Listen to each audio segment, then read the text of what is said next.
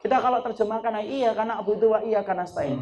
Kepadamu ya Allah kami menyembah dan kepadamu kami meminta pertolongan. Antum tahu nggak? Kenapa kata meminta pertolongan disebutkan setelah kata ibadah? Padahal salah satu cakupan makna ibadah itu meminta pertolongan. Kenapa disebutkan kata lagi meminta pertolongan?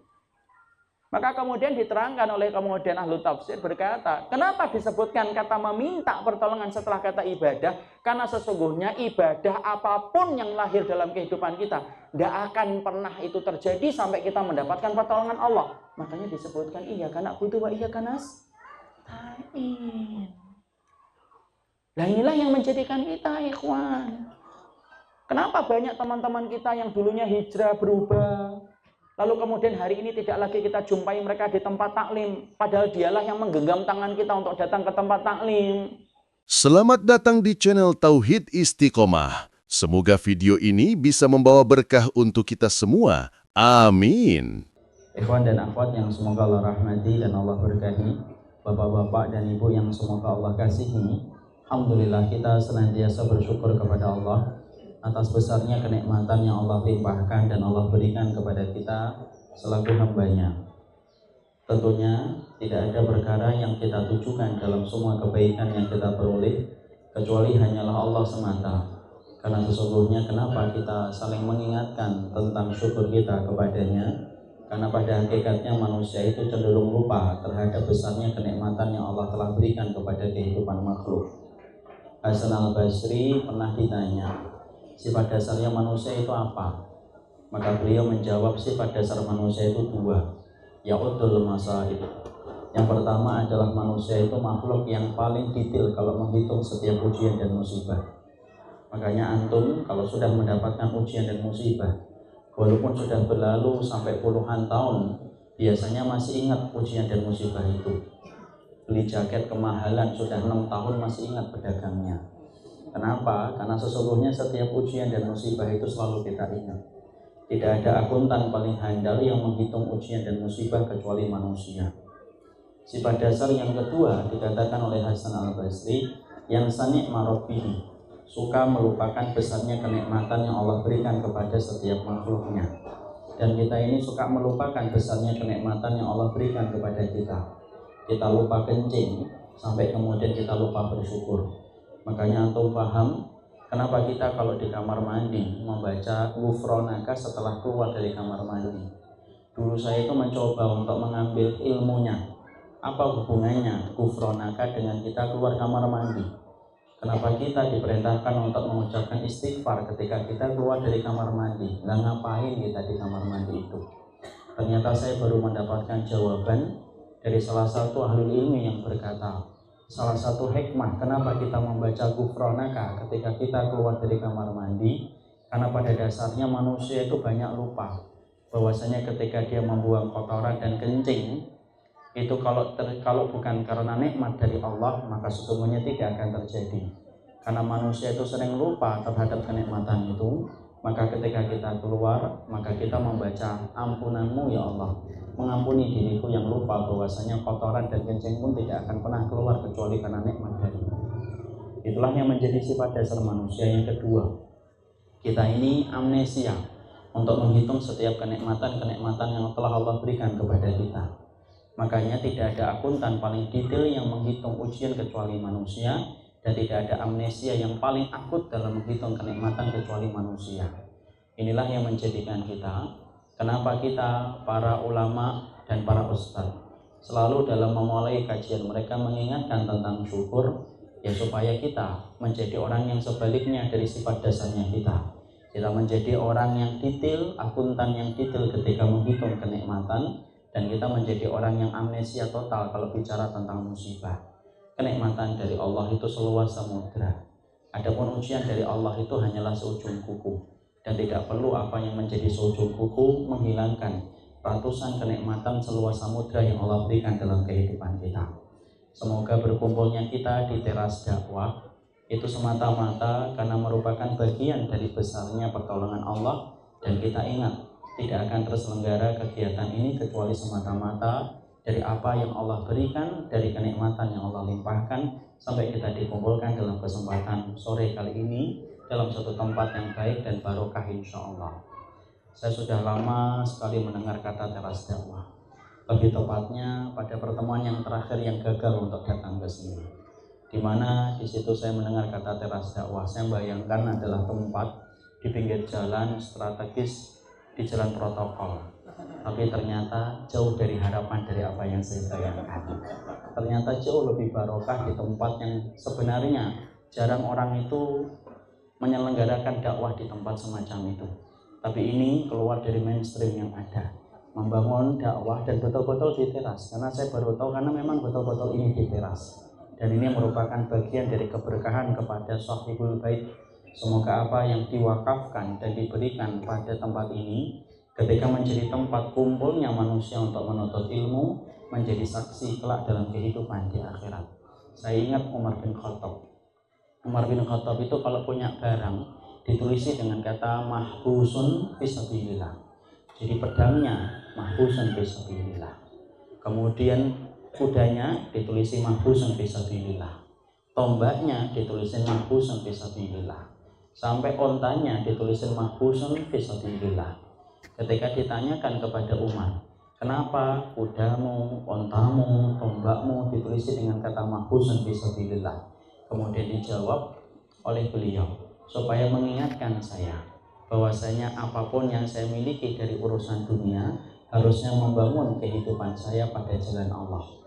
Kalaulah seorang Umar saja memanifestasikan apa yang beliau miliki untuk berguna di jalan Allah, maka beruntunglah orang-orang yang dalam kehidupan dunia mereka membangun apa yang mereka miliki menjadi manifestasi perjuangan mereka pada jalan Allah.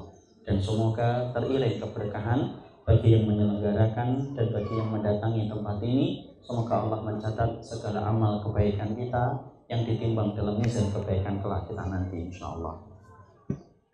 Ikhwan-ikhwan yang semoga Allah rahmati dan Allah berkahi. Di antara kehidupan yang dinamis itu adalah ketika merespon perubahan. Kita tidak usah bicara tentang konteks agama dulu. Kita bicara dalam konteks umum. Bahwasanya dalam dunia bisnis, salah satu perkara yang senantiasa dipelajari oleh para pelaku bisnis hari ini adalah merespon perubahan. Karena ternyata para pelaku bisnis belajar dari pengalaman pahit perusahaan-perusahaan raksasa yang akhirnya bangkrut dan gulung tikar ketika mereka tidak merespon perubahan. Antum tahu Nokia, bahwasanya itu adalah perusahaan besar. Siapa yang menyangka Nokia itu akan ambruk, memecat ribuan karyawannya di seluruh dunia. Padahal saat itu Nokia merajalela, mendominasi pasar. Sampai handphone kita, handphonenya Nokia. Karena kita punya brand, karena kita punya stigma.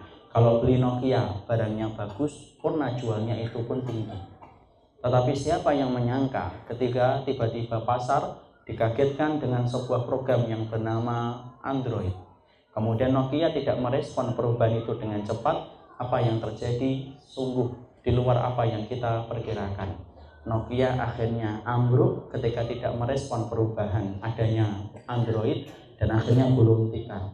Dan hari ini kita hanya melihat sisa-sisa kejayaan Nokia di handphone-handphone yang sering kita lihat ketika dimiliki oleh orang-orang yang jauh dari pusat-pusat peradaban. Karena biasanya Nokia dimiliki oleh orang-orang yang biasanya handphonenya sudah 5 tahun dan tidak berubah-ubah. Itu Nokia. Kodak juga sama. Antum ingat ketika kita belum mendapatkan produk bahwasanya ketika foto harus nyuci dan harus ada kodaknya. Kita beli film, kemudian isinya 36, di mana setiap jebretan sangat bermakna. Di mana setiap jebret milih-milih, cocok atau tidak ini dijebret. Maka kemudian perusahaan Kodak film itu menjadi perusahaan yang sangat laris manis, mendominasi di dunia karena setiap orang butuh untuk didokumentasikan apapun yang dia lakukan. Tapi ternyata ketika Kodak film tidak merespon perubahan, yaitu adanya perubahan penyimpanan dokumentasi melalui sebuah file yang bernama JPG dan yang lainnya, yang terjadi perusahaan sebesar itu pun akhirnya gulung tikar.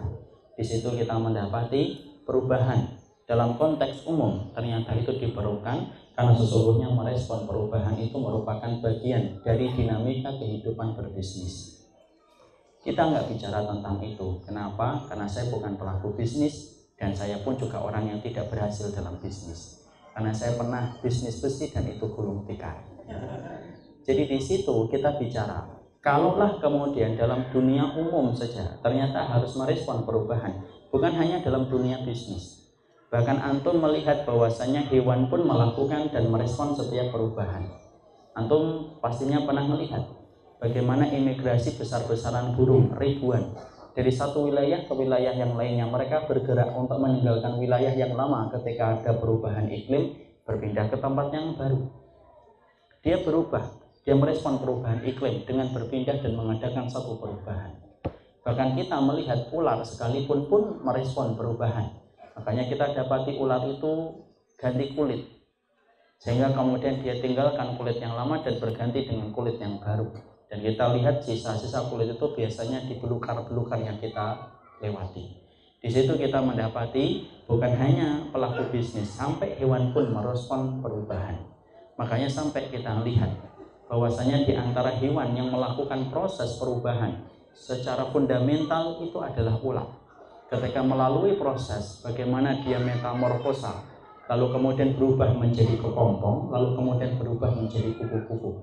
Dari hewan yang asalnya hina, banyak dilihat orang, kemudian akhirnya menjadi hewan yang indah untuk dilihat, di mana mayoritas manusia suka dengan warna-warni yang dimiliki oleh kupu-kupu. Disitulah kita paham bahwasanya kehidupan kita, apabila kita tidak melakukan perubahan secara umum, antum akan tergerus ketika antum tidak merespon perubahan.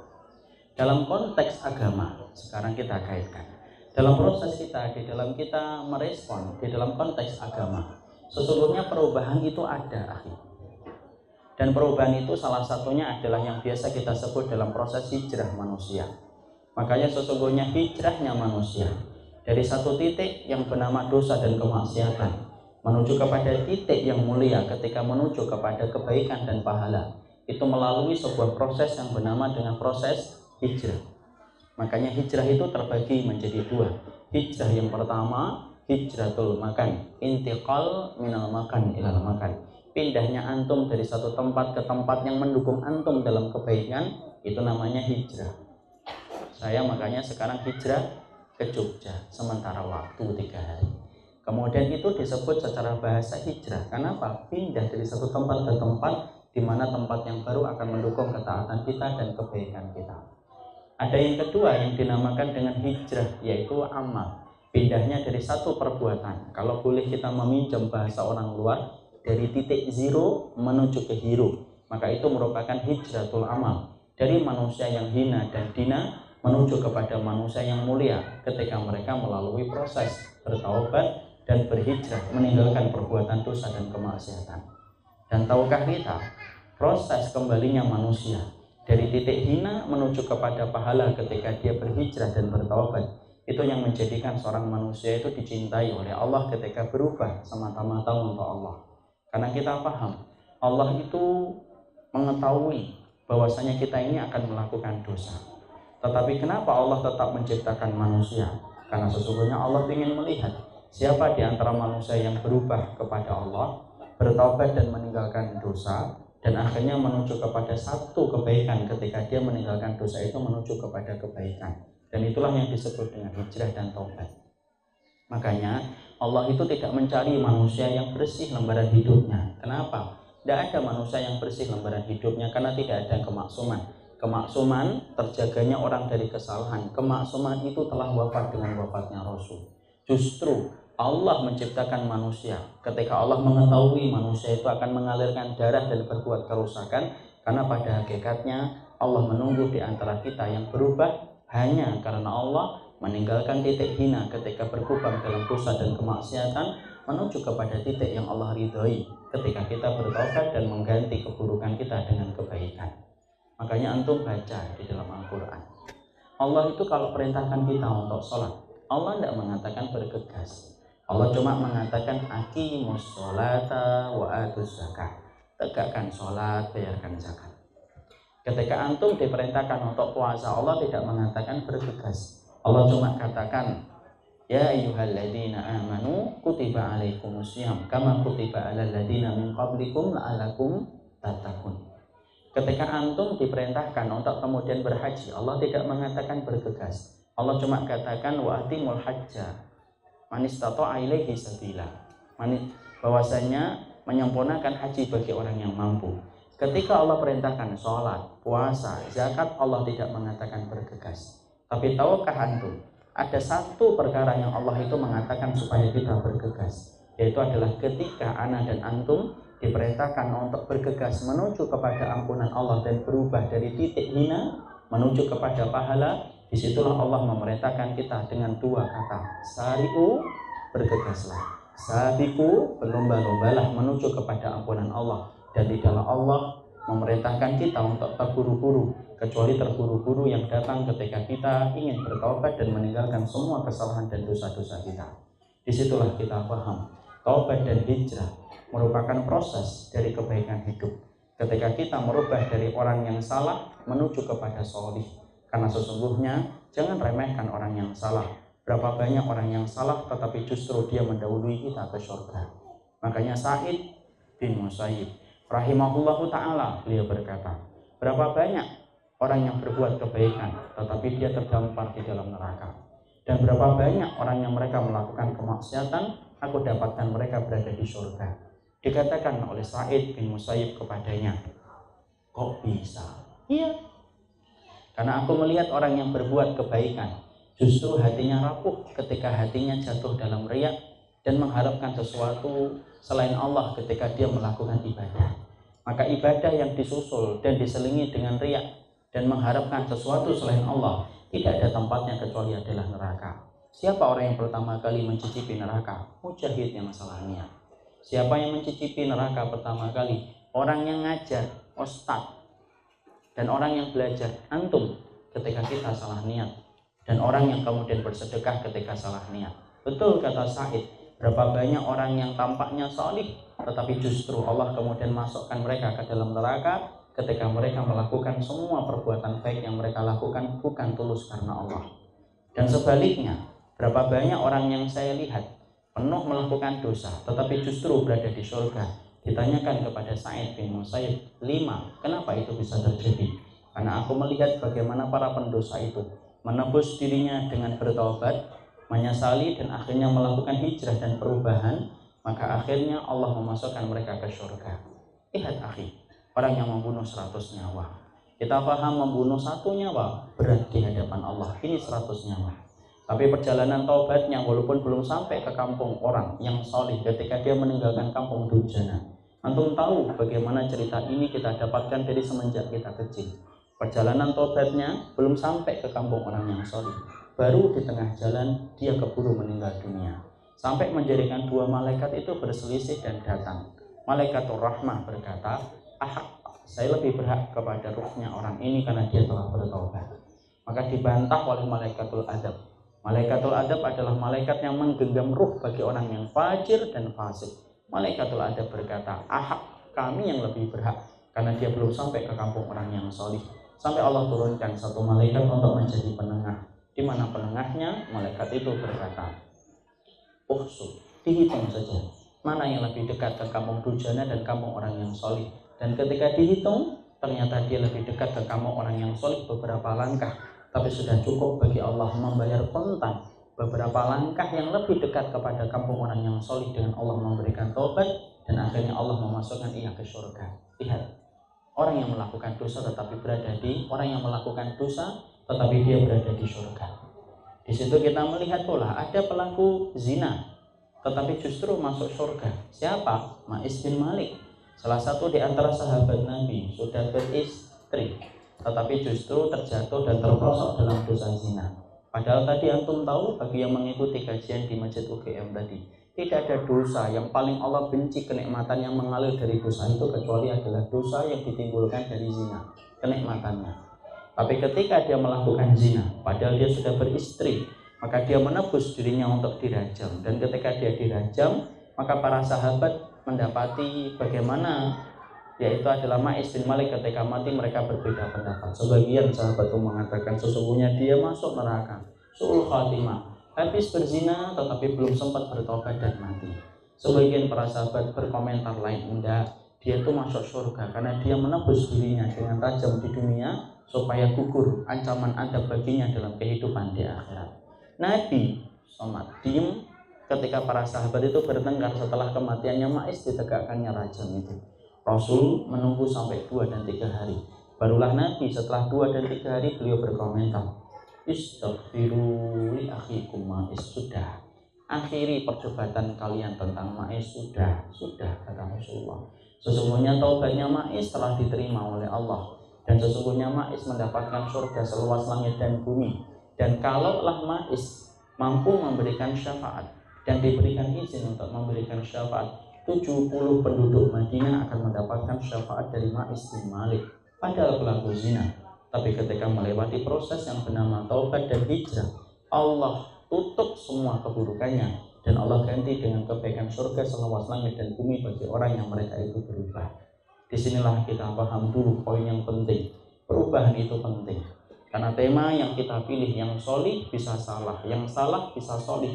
Di situ kita mendapati benang merah. Semua itu bisa berubah, dan kita ketika membicarakan perubahan yang baik, tidak ada perubahan yang paling baik kecuali perubahan dari dosa menuju ke pintu yang bernama taubat supaya kita mengganti keburukan kita dengan kebaikan. Maka di situ ikhwan, sebelum kita berbicara, maka kita ingin juga menjelaskan sebagaimana orang yang solih, orang yang salah bisa solih. Maka antum juga harus paham, orang yang solih pun bisa salah sebaliknya. Kenapa? Karena sesungguhnya banyak di antara kita kalau menganggap bahwasanya orang itu kalau sudah solih, ternyata seakan-akan dia maksum, seakan-akan dia itu adalah terjaga dari kesalahan. Padahal antum harus paham, satu kaidah di dalam Ahlus Sunnah wal Jamaah, tidak ada yang maksum di atas muka bumi ini kecuali satu, yaitu adalah Rasulullah Shallallahu Alaihi Wasallam. Maka sama orang yang solih pun terkadang bisa jatuh dalam kesalahan.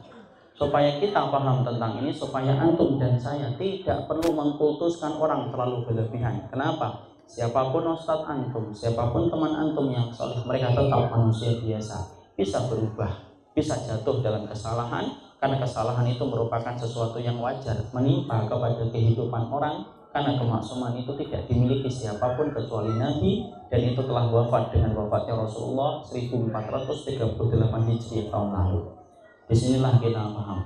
Makanya ketika kita ngambil ilmu dari seseorang, tidak perlu mengkultuskan berlebihan, karena mengkultuskan secara berlebihan itu bisa menyebabkan kita jatuh di dalam perbuatan dosa. Tempatkan seseorang itu pada kadarnya. Karena apa? Seseorang itu bisa salah dan kesalahan itu wajar. Karena sesungguhnya yang sempurna dalam kehidupan kita hanyalah Rasulullah Sallallahu Alaihi Wasallam. Saya ambilkan contoh satu saja, supaya antum dan saya itu tidak sampai mengkultuskan orang solih siapapun yang kita kenal, siapapun yang antum ambil ilmunya. Bukan berarti orang yang kita ambil ilmunya akan benar setiap ucapannya dan pendapatnya. Tapi di situ kita akan paham, sesungguhnya orang yang solih sekalipun bisa terperosok dalam kesalahan, bisa jadi karena dia tidak sempurna dalam ilmunya, atau bisa jadi karena memang ada kekurangan yang dimiliki olehnya. Kita ambil contoh nyata, Ali bin Abi Thalib. Ali bin Abi Thalib itu sahabat besar atau sahabat kecil? Sahabat besar atau sahabat kecil, ikhwan? Sahabat besar. Penduduk surga ataukah tidak? Penduduk surga. Tapi tahukah kita bahwasanya Ali bin Abi Thalib radhiyallahu anhu itu pernah mengeluarkan fatwa ketika berkaitan tentang masa iddah seorang wanita. Masa iddah seorang wanita itu apabila dia diceraikan oleh suaminya, maka kemudian masa iddahnya berapa? Hening banget di sini. Mungkin masyarakat Jogja tidak bisa membedakan pertanyaan dan ini. Masa iddah seorang wanita kalau ditalak seorang laki-laki berapa lama? A. 3 kali suci, B. 4 kali suci, C. 6 kali suci, D. Salah semua jawabannya. Milih yang mana? Milih yang mana? A. Bisa A, bisa kemudian 3 kali suci atau 3 kali masa siklus bulanan. Karena para ulama berbeda di situ. Itu masa iddah seorang wanita ketika mereka diceraikan oleh suaminya. Masa iddah seorang wanita kalau dia hamil sampai kapan, akhi? Ada wanita hamil dicerai sama suaminya, Masa iddah itu sampai kapan? Masa iddah itu masa tunggu sebelum dia menerima lamaran dari laki-laki lain. Maka kalau dia hamil, sampai kapan masa iddahnya? Masa iddahnya sampai kemudian melahirkan. Kalau kemudian istri kita meninggal dunia, kita lakinya meninggal dunia, istri kita boleh menerima lamaran laki-laki kapan? Masa iddahnya? Hening lagi. A 4 bulan, C 5 bulan, D 6 bulan. A 4 bulan. Siapapun yang menjawab A beristighfar, jawaban itu salah. Siapa yang menjawab B? Ada yang menjawab B, angkat tangan. Ada yang menjawab C? Masya Allah. Antara tawaduk dan tidak tahu jawaban itu tipis. Jawabannya bukan A, bukan B, bukan C. Jawabannya adalah 4 bulan 10 hari. Nah di situ kita paham. Nah konteksnya itu kemudian menjadi agak membingungkan ketika dua kondisi bertemu dalam satu wanita. Dia hamil, istrinya, suaminya meninggal dunia. Maka kemudian disitulah Ali bin Abi Thalib ketika ditanya, Ali, ini ada wanita hamil, tapi kemudian suaminya meninggal dunia. Maka jawaban Ali bin Abi Thalib berkata, yaitu adalah bi'at walil ajalaini minhuma. Ambil saja masa iddah yang tersisa lebih panjang. Gimana itu konteksnya? Konteksnya begini.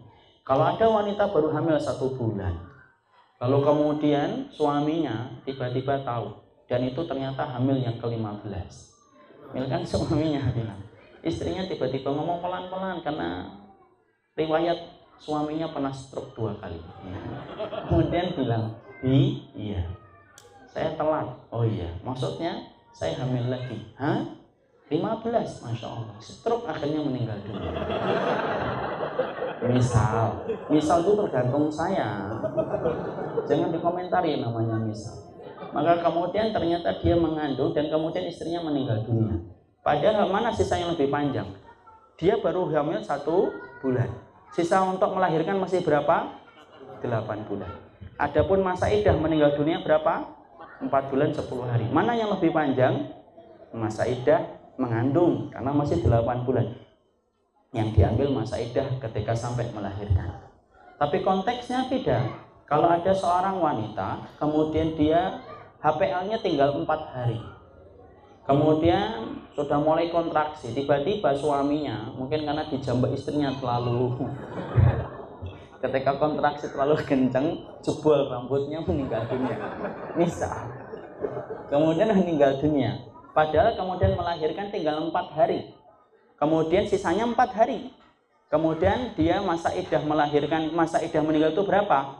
4 bulan 10 hari. Mana yang lebih tersisa lebih panjang? 4 bulan 10 hari. Yang diambil masa iddah 4 bulan 10 hari. Itu kata Ali bin Abi Thalib. Benar nggak ucapan Ali bin Abi Thalib? Diem lagi. Siapa yang mengatakan Ali bin Abi Thalib benar? Angkat tangan.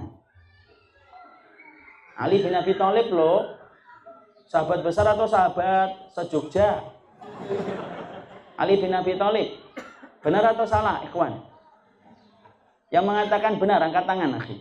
Yang merasa laki-laki tunjukkan keberaniannya. Yang mengatakan Ali bin Abi Thalib benar, angkat tangan. 1. Yang mengatakan Ali bin Abi Thalib salah, angkat tangan. Jamaah teras dakwah sudah berani menyalahkan Ali bin Abi Thalib. Astagfirullah. Maka kemudian jawabannya betul, yang kedua salah. Loh kok salah Ustaz? Iya. Karena ternyata kemudian Ali bin Abi Thalib itu salah karena sesungguhnya ada sebuah hadis yang sahih. Bahwasanya ada seorang wanita yang baru saja melahirkan. Sebelum dia melahirkan, beberapa hari sebelumnya suaminya meninggal dunia. Kemudian beberapa hari setelah suaminya meninggal dunia, kemudian dia melahirkan. Setelah ada suara tangisan bayi di rumahnya, ada seorang laki-laki yang memang sudah senang dan langsung mengetuk pintu rumahnya tepat ketika habis selesai masa iddah. Ketok.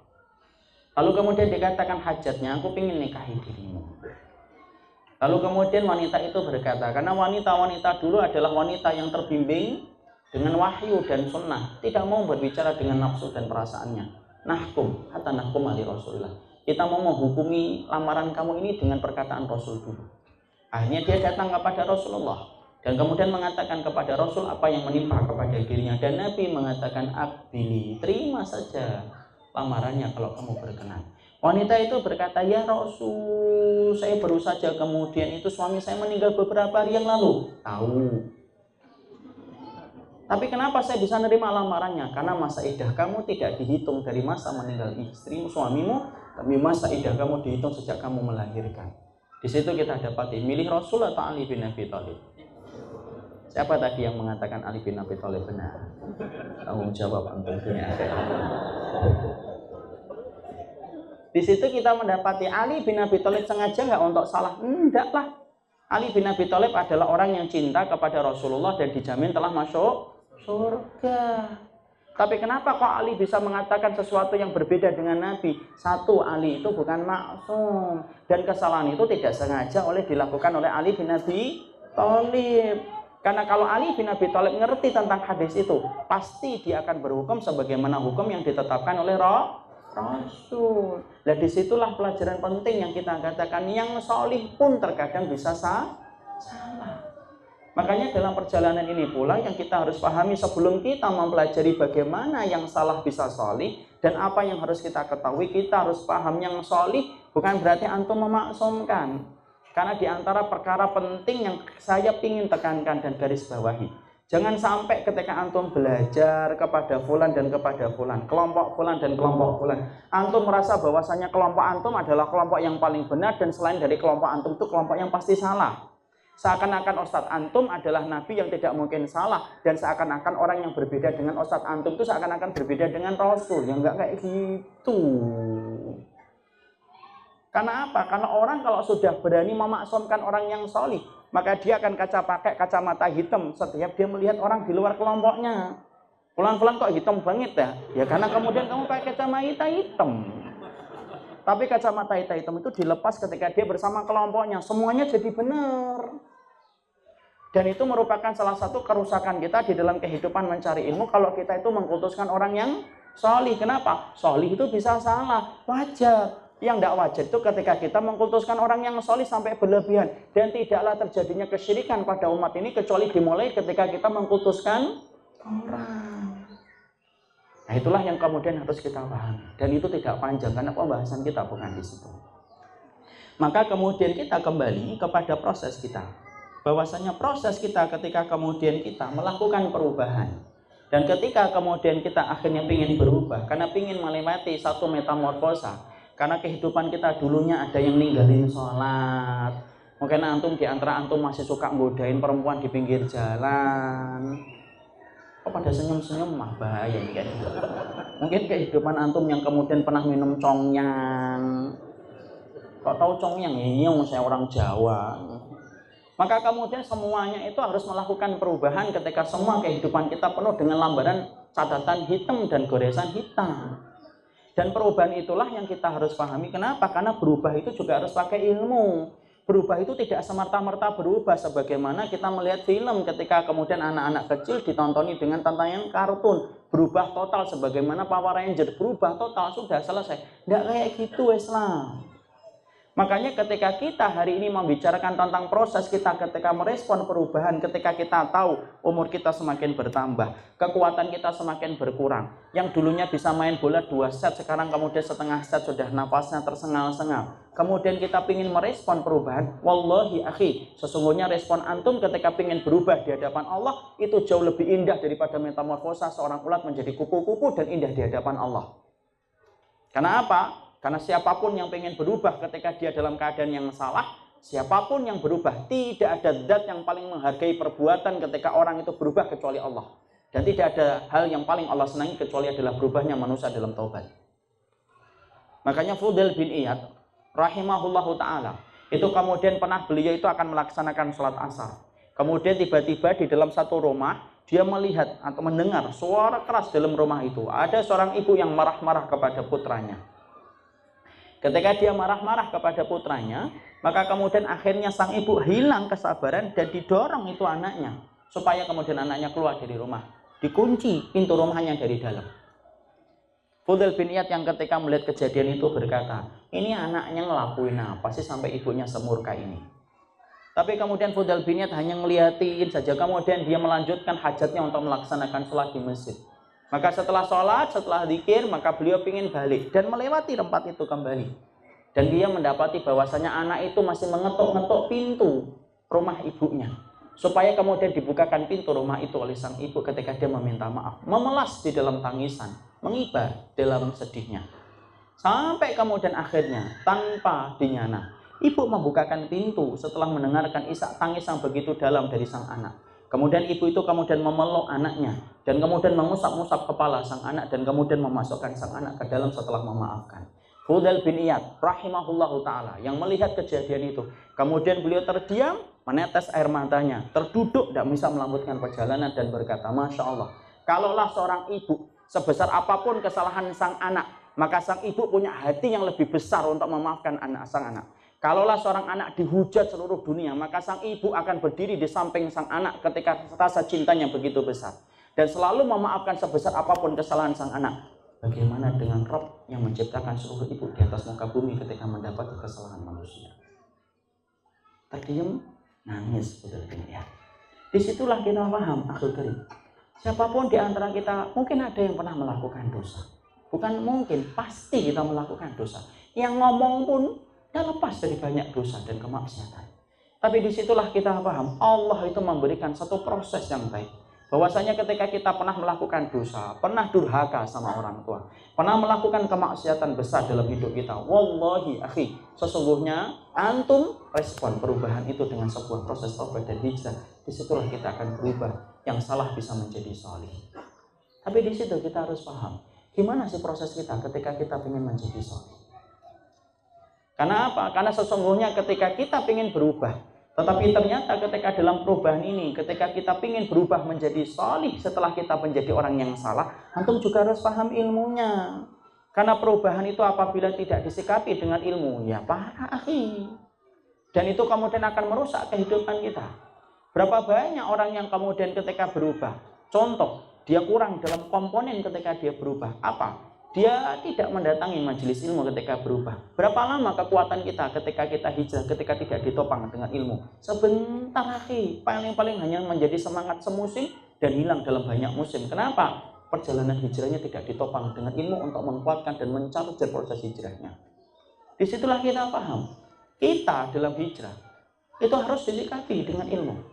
Maka siapapun yang hari ini, kemudian ketika kita berkumpul di sini, lalu kemudian kita mengikrarkan diri dan memproklamirkan diri untuk ingin berubah, mengubah aras kompas kita menuju kepada ridhanya Allah, mengubah bandul kehidupan kita menuju kepada cintanya Allah. Wallahi akhi, hijrahnya kita ketika berubah jadi orang yang salah menuju orang yang solih, perhatikan dulu ilmunya, supaya tidak mudarat yang kita timbulkan, tetapi justru manfaat kebaikan yang kita peroleh. Nah disitulah kita harus memahami dalam kesempatan hari ini poin-poin yang sering terlewatkan ketika proses kita berubah dari yang salah menuju kepada orang yang solih.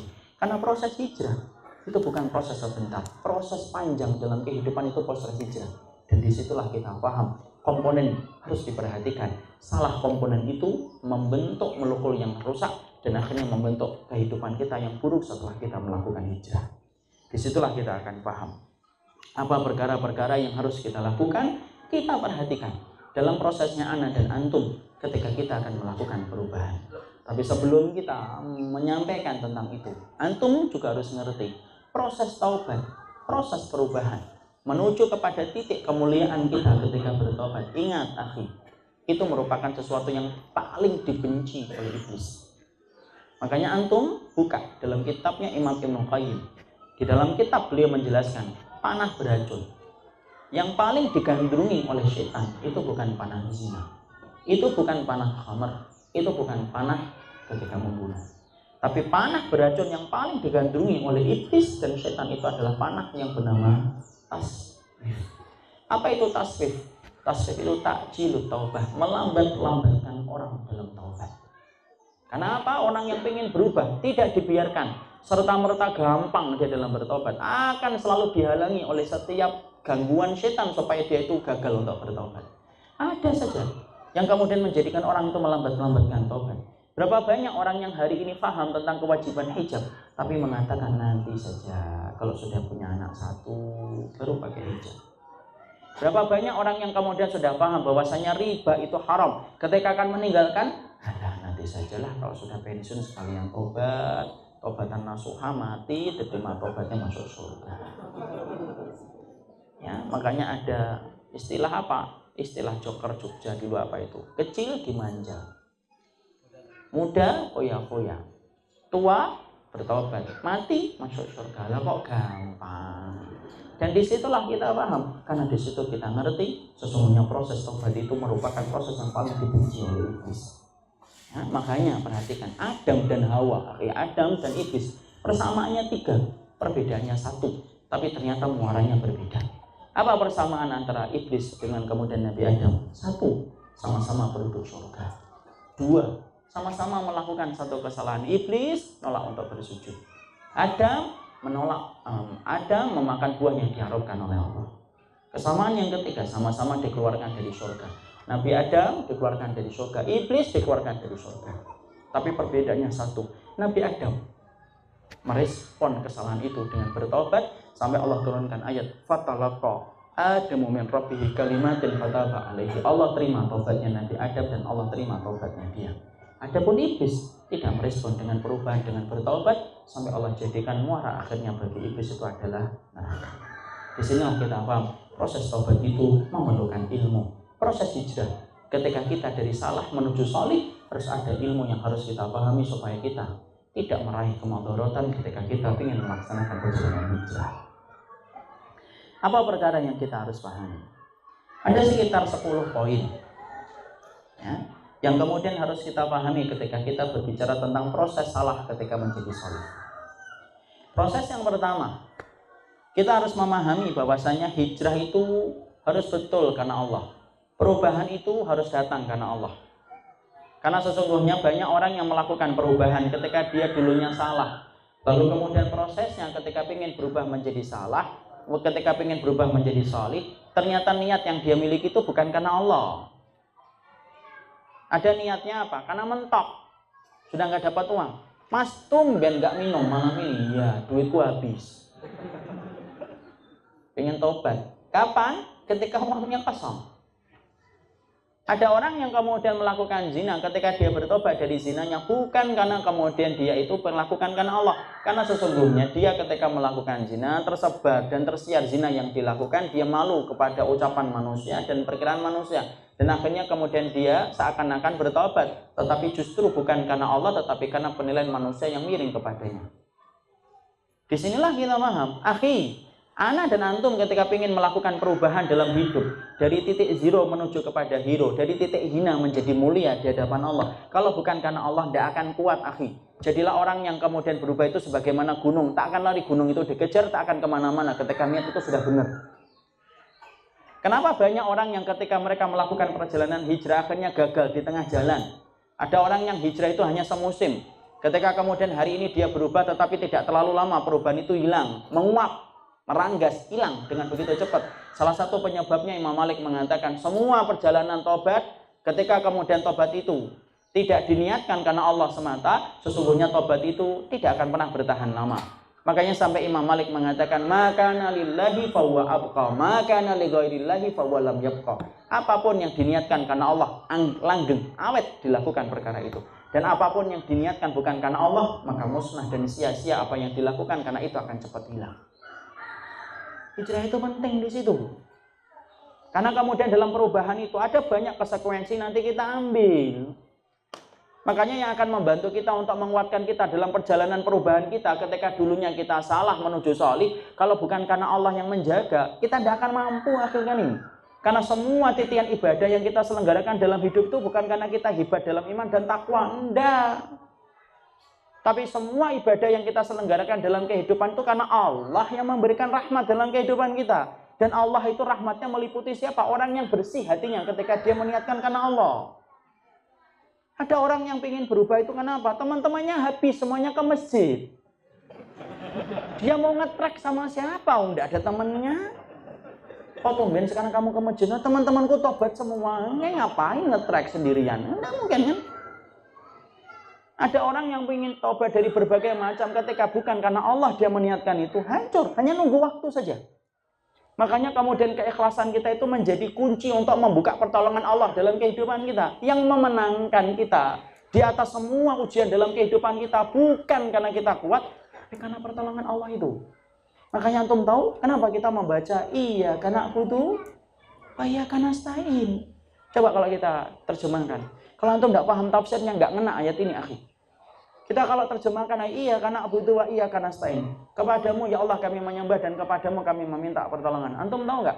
Kenapa kata meminta pertolongan disebutkan setelah kata ibadah? Padahal salah satu cakupan makna ibadah itu meminta pertolongan. Kenapa disebutkan kata lagi meminta pertolongan?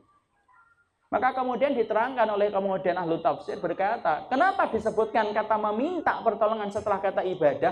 Karena sesungguhnya ibadah apapun yang lahir dalam kehidupan kita, tidak akan pernah itu terjadi sampai kita mendapatkan pertolongan Allah. Makanya disebutkan iya karena butuh, wa iya karena stain. Nah inilah yang menjadikan kita, ikhwan.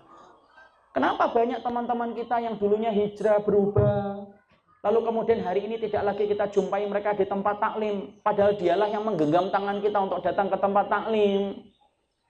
Kenapa dulunya ada teman kita yang rajin memberikan nasihat kepada kita untuk berubah, hari ini kita berubah, justru dia menghilang dari peredaran. Hilangnya seseorang dari parade ketaatan dan dari pusaran ketaatan itu apa? Ya salah satunya kata Imam Malik, karena tidak didasari karena keikhlasan semata-mata karena Allah, ikhwan. Dan hijrah itu penting nggak? Karena Allah penting. Ada orang yang melakukan perubahan itu apa? Karena dunia. Ada nggak? Ada.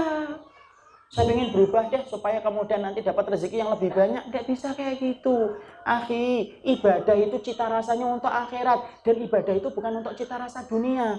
Banyak orang yang melakukan ibadah itu untuk cita rasa dunia. Emang boleh, akhi? Nggak boleh. Ibadah itu membangun rumah kita nanti di surga, bangun rumah kita di surga itu dari ibadah kita.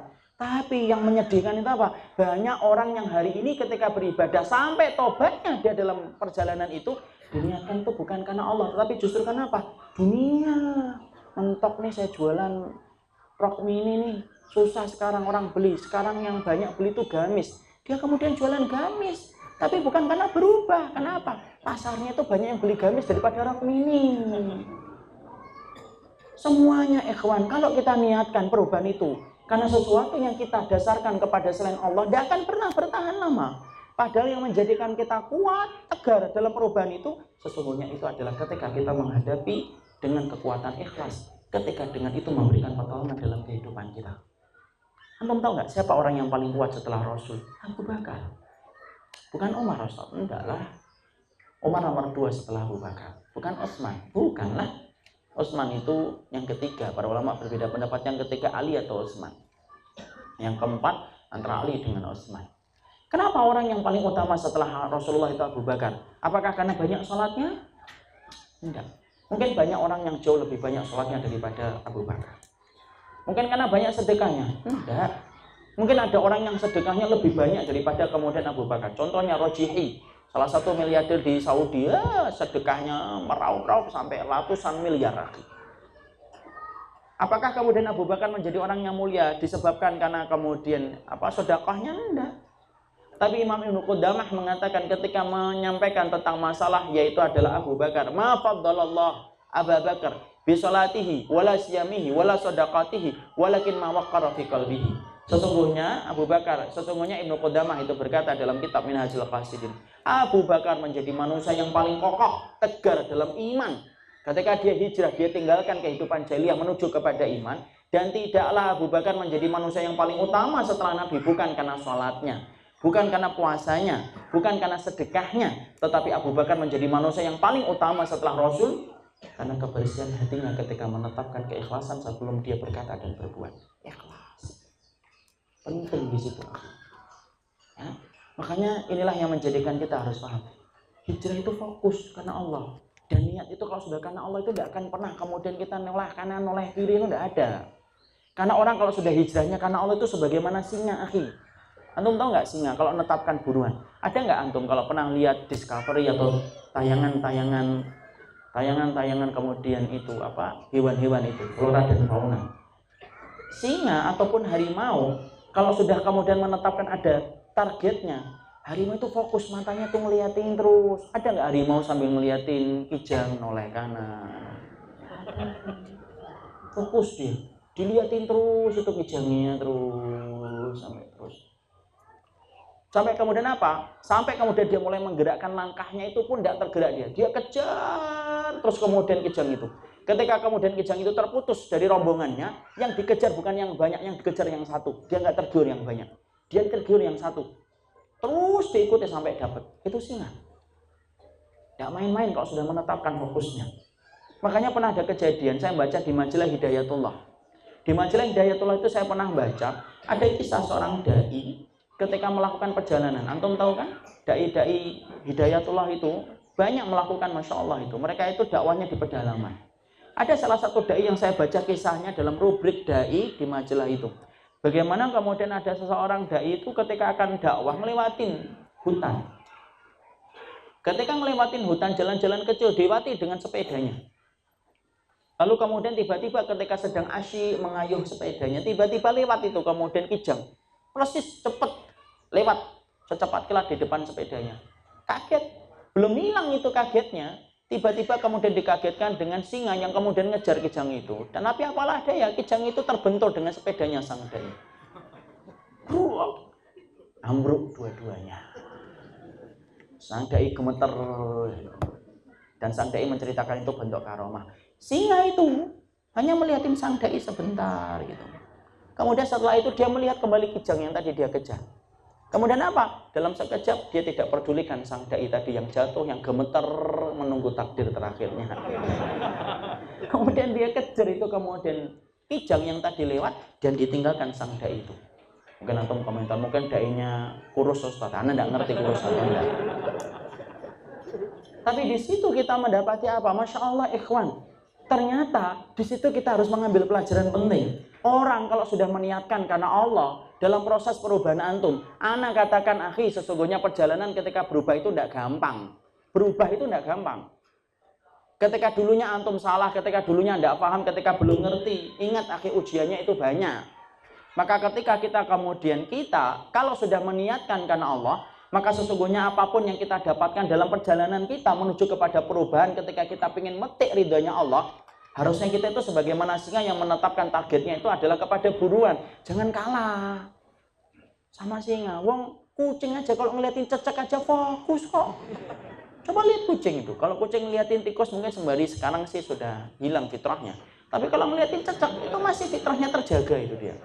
Dia ngeliatin cecek gitu. Sampai digoyang-goyang kepalanya tetap ngeliatin ceceknya. Harusnya orang ketika kemudian sudah menetapkan perubahan, saya sampaikan akhi, perubahan itu besar dalam kehidupan. Karena biasanya kita akan mengalami banyak ujian dalam perubahan ini. Tetapi wallahi ketika kita dulunya salah dan kita hari ini menjadi solih, tidak ada perkara yang paling penting diperhatikan dulu hatinya. Apa yang bercokol dan bertengger di hati kita? Apakah karena Allah? Lanjutkan. Apa yang datang bukan karena Allah? Tunggu dulu, bersihkan dulu hatinya, baru kemudian berubah. Pelan-pelan menuju kepada Allah. Kalau enggak, ya cepat berubah lagi. Dikomentarin orang, pusing gitu. Dikomentarin orang 3 hari 3 malam enggak tidur.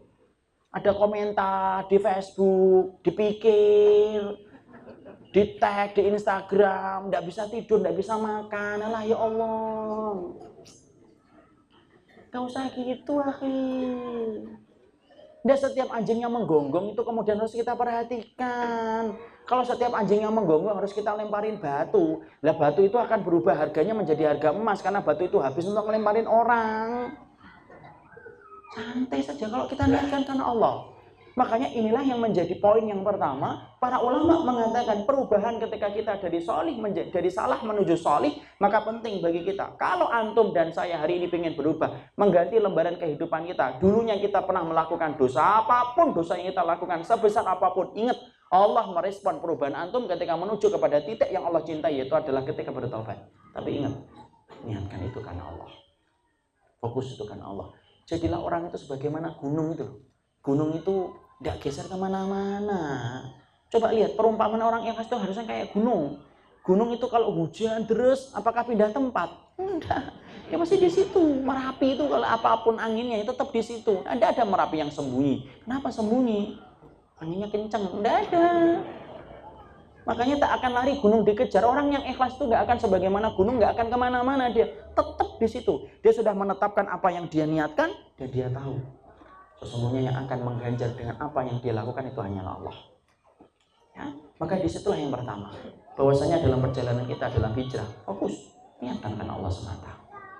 Yang kedua, akhi, makanya sesungguhnya hijrah itu yang kita harus pahami dan kita pelajari, hijrah itu magnet. Hijrah itu magnet. Apa artinya Ustaz? Perubahan kita itu magnet, akhi.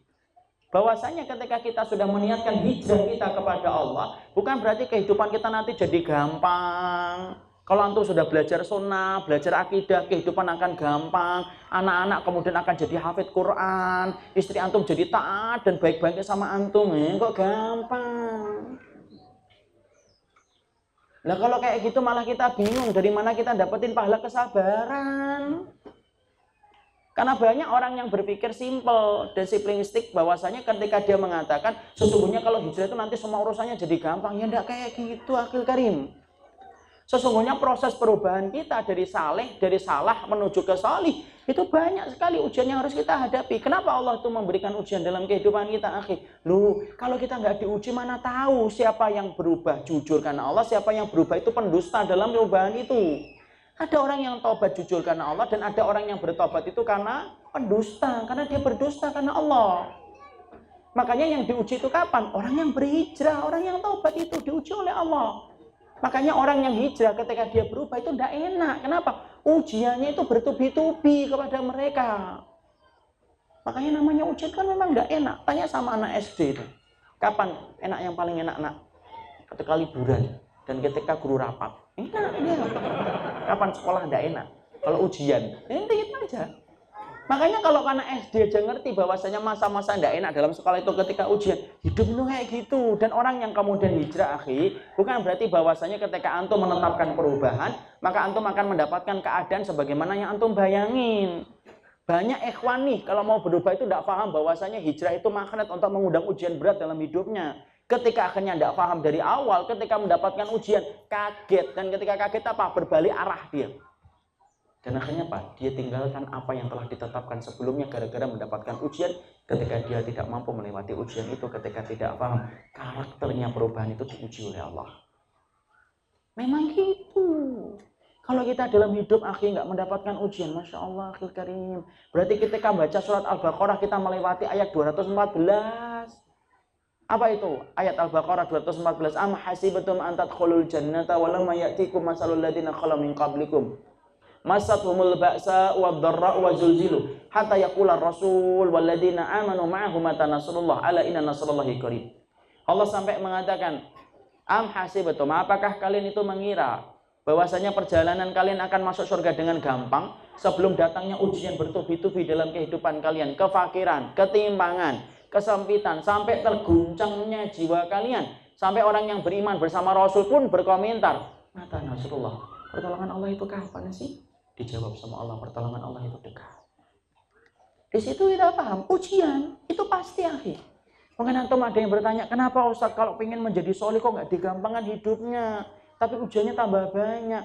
Loh, supaya gugur dosa-dosa antum ketika antum dulunya ketika salah banyak dosanya. Allah muji supaya kemudian kita tergugurkan dosa-dosa kita.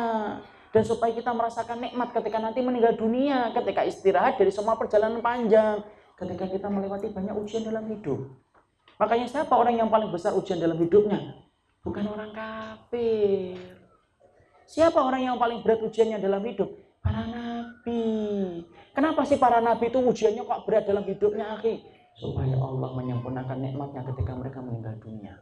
Makanya mereka ketika meninggal dunia, sempurna nikmat Allah kepada mereka. Dan tidak ada yang menggenggam puncaknya kenikmatan surga kecuali para nabi. Kenapa? Untuk mengganti bagaimana keperihan dan kepedihan yang mereka lakukan dalam hidup ketika mereka membawa risalah dari Allah. Orang kalau dikasih enak terus tuh malah bingung nanti akhir karim. Coba kalau antum hijrah gampang gitu. Malah nanti lama-lama antum dan saya itu cinta hidup dan takut mati kan. Kenapa? Enak kok ternyata. Makanya orang yang ketika hijrah itu dibuat susah itu kenapa? Supaya kita ketika susah mendapatkan ujian, ketika kita ingin berubah. Di situ kita akhirnya apa? Kita akhirnya kemudian rindu ke kampung akhirat dan tidak membenci kematian. Kenapa kita tidak membenci kematian? Karena paham, di balik pintu itu ada waktu Allah membalas semua pengorbanan dan perjuangan yang kita lakukan dalam hidup. Orang kalau nikmat terus itu malah hilang, nanti nikmatnya kalau mati. Coba antum lihat, antum duduk terus di sini. Lama-lama duduk itu hilang nikmatnya. Lama-lama nanti apa? Pegel, mulai kesemutan, pura-pura berdiri, ya kan? Pura-pura ke belakang. Kenapa? Terlalu lama duduk. Coba kalau antum kemudian lama itu yang berdiri-berdiri, gitu. Kemudian ikhwan iman semoga mendapatkan pahala insyaallah. Kemudian mereka lama berdirinya, lama-lama pegel nggak? Pegel. Sekalinya duduk nikmat atau enggak? Nikmat. Sekalinya tempat duduk, baru duduk, ustadznya kafaratul majlis. Tapi nikmatnya udah kerasa, ya Allah, enak banget duduk itu. Akhirnya apa? Ngerasain nikmat. Aneh itu, saya ambilkan analogi gampang sekali, akhir. Antum tahu nggak?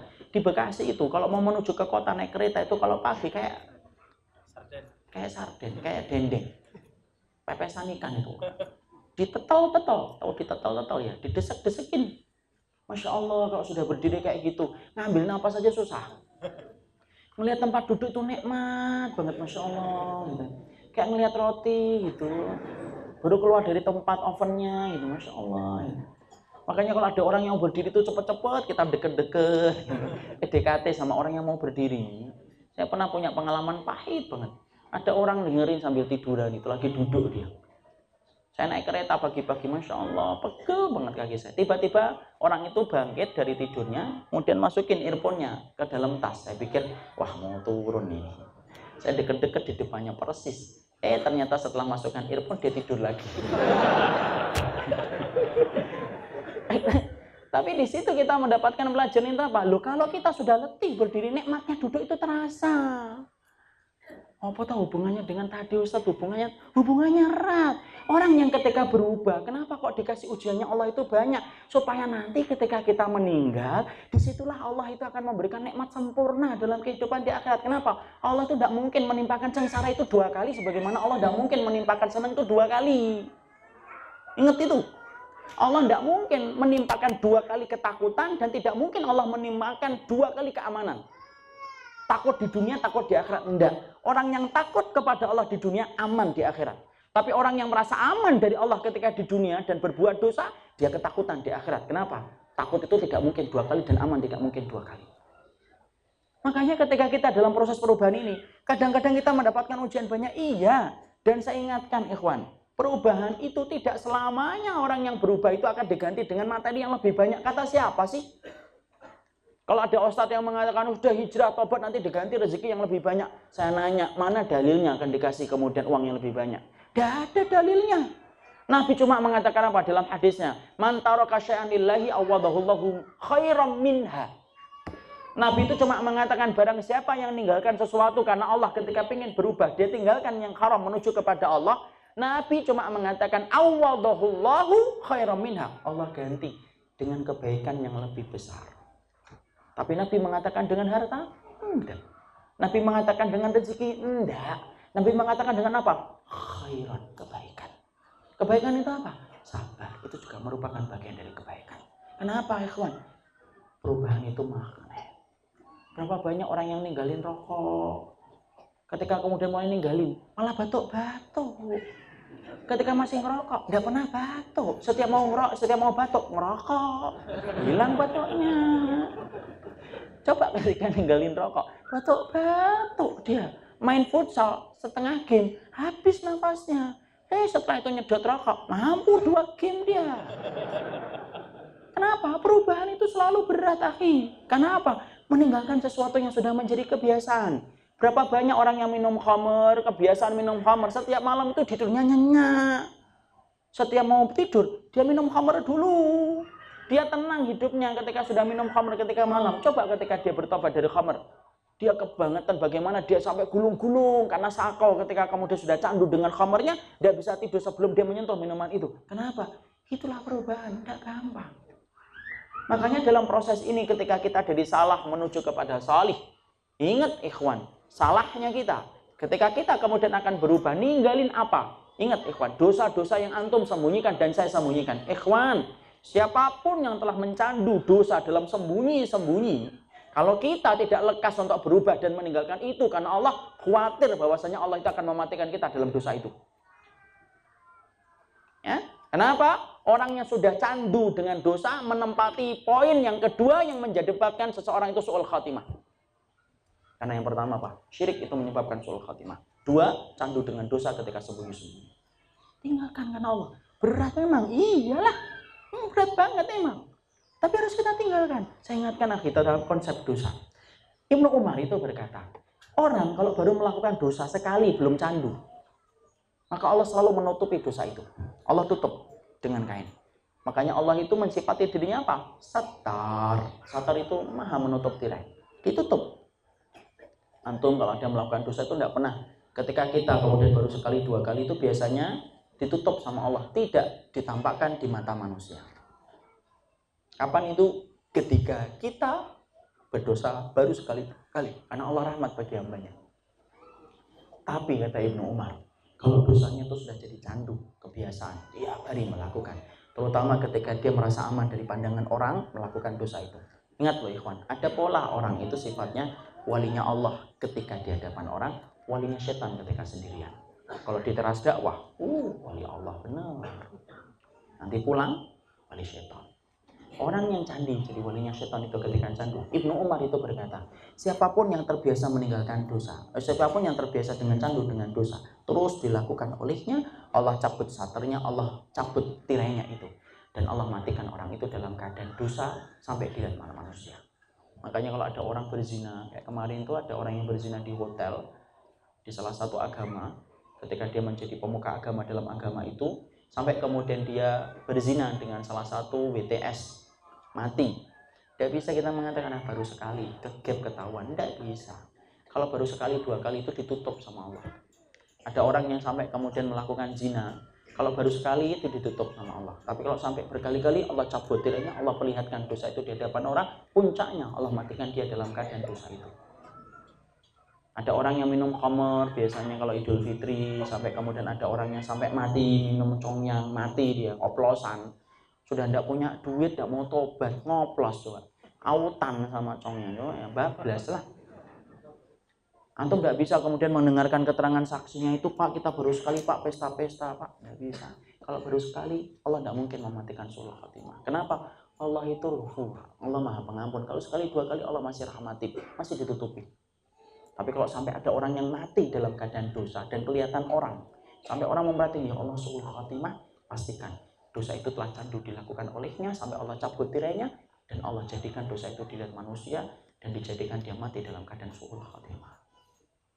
Makanya perubahan itu berat dan perubahan itu magnet, menarik banyak ujian. Ikhwan, memang ada sih orang yang tobat itu diganti yang lebih baik dari harta, tapi tidak semuanya. Ada orang kayak Abdurrahman bin Auf, ketika hijrah diganti dengan dunia yang lapang ketika beliau di Madinah. Itu Abdurrahman bin Auf. Tapi apakah semua tipenya kayak Abdurrahman bin Auf? Enggak lah. Ada tipe-tipe sebagaimana kemudian Mus'ab bin Umair. Antum tahu Mus'ab bin Umair, akhi? Mus'ab bin Umair itu, Masya Allah, Mus'ab bin Umair itu seseorang yang terkenal. Bagaimana beliau itu parlinte, necis. Kalau bahasa kita hari ini foto modelnya masyarakat Mekah saat itu tuh Mus'ab bin Umair. Pakaian dia itu pakaian mahal lagi. Minyak wanginya itu diambil dan didatangkan dari Yaman. Makanya kemudian sampai diterangkan dalam buku-buku sirah, seorang Mus'ab bin Umair itu sebelum datang ke satu tempat, misalkan dia mau datang ke sini, 100 meter itu dia masih di sono.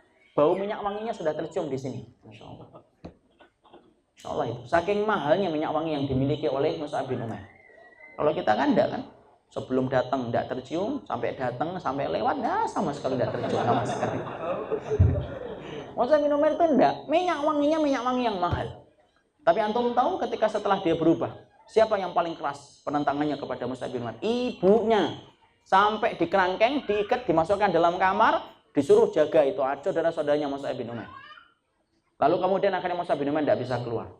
Sampai apa yang terjadi? Mus'ab bin Umair kemudian sampai akhirnya melarikan diri dan kemudian hijrah ke Habasyah dalam keadaan miskin setelah dia berkelapangan harta.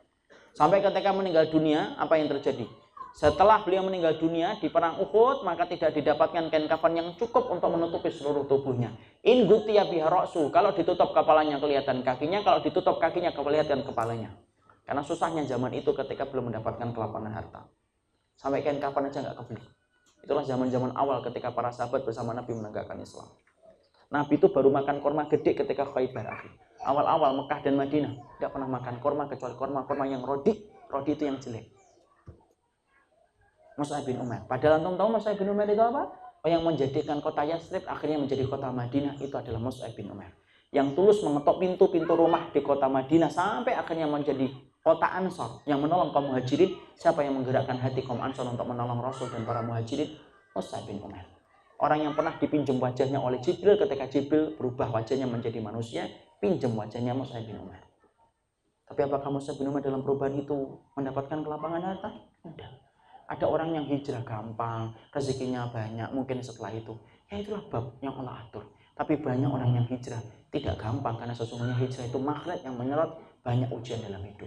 Kalau kita tidak paham ini, akhi, saya khawatir. Antum baru hijrah sebentar, balik lagi menuju kepada dosa.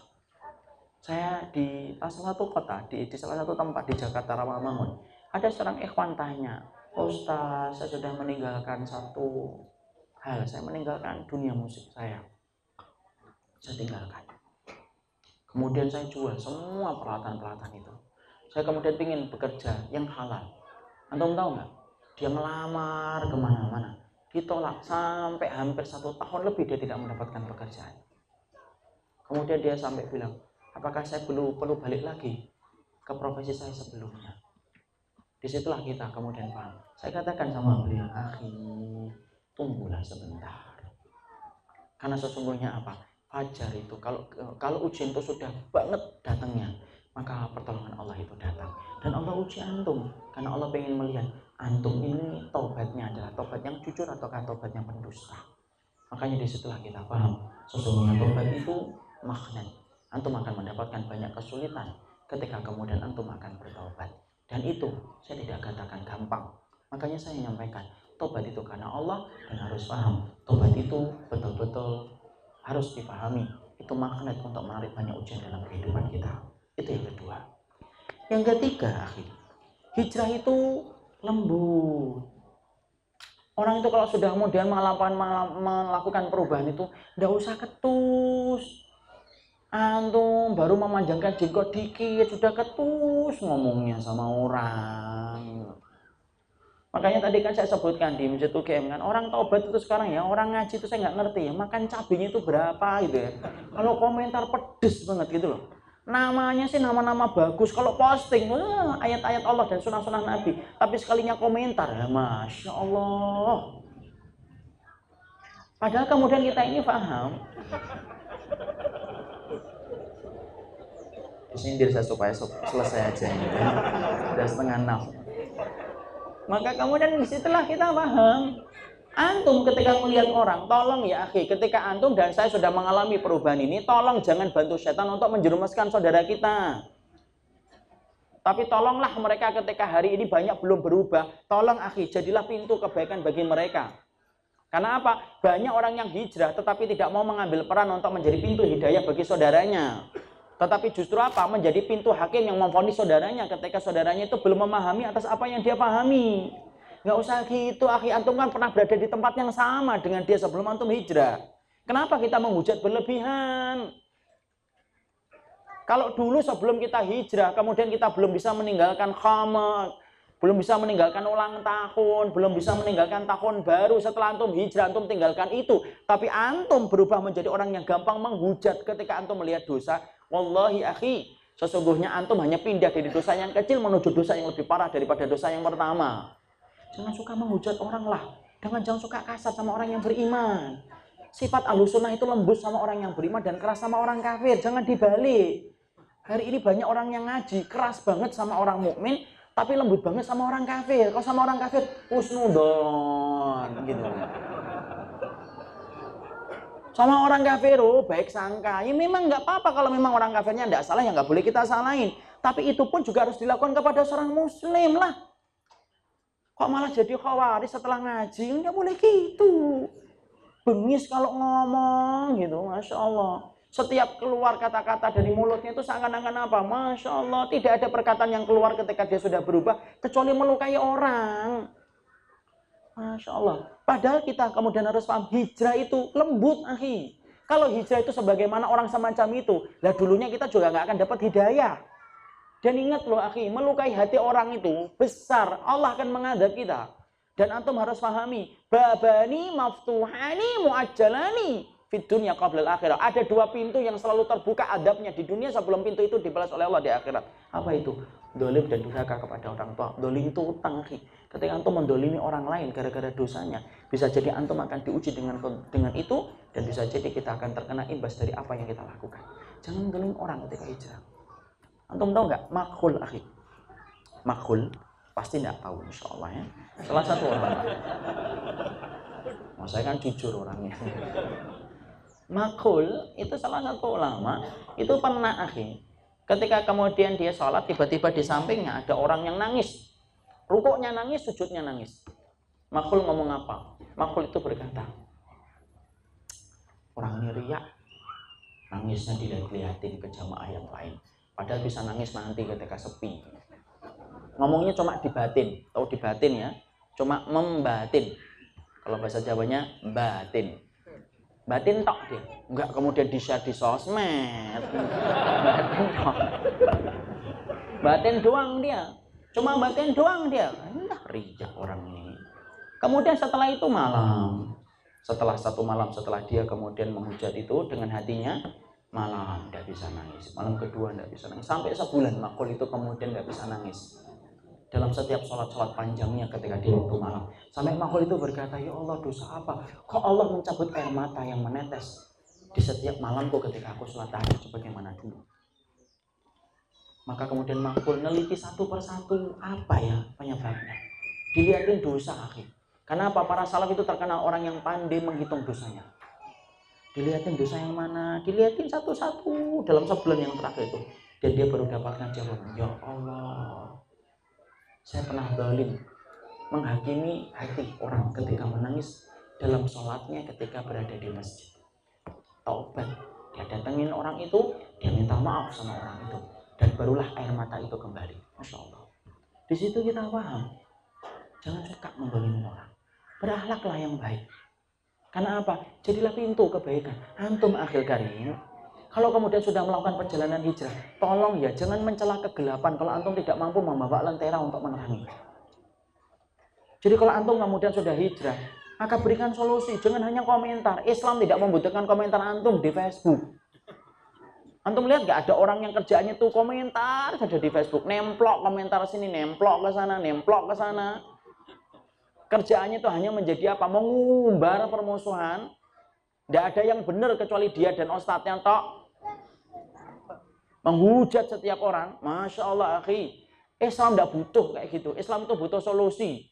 Ketika kemudian antum telah hijrah, berikan buktinya bahwasanya kita bisa menjadi pintu kebaikan bagi saudara kita. Kenapa? Tidak ada kebaikan kalau kita melakukan perubahan, tetapi perubahan itu menjadikan orang itu lari dari kebenaran.